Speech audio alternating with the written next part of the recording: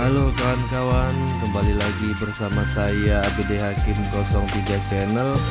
Kali ini saya akan membuat video cara membuat bracket atau tempat untuk pengecasan handphone supaya lebih aman dari anak kecil dan tentunya lebih rapi juga. Oke, mari kita langsung ke videonya.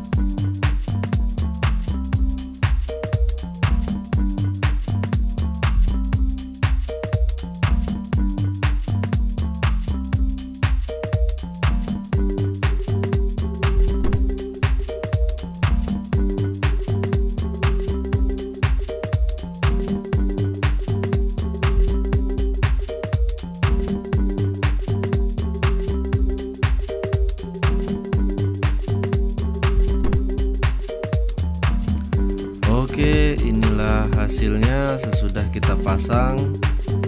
Jadi kelihatan lebih tertata rapi dan pastinya tidak bisa dijangkau oleh anak kecil. Ini tadi power saya ambil langsung ke stop kontak.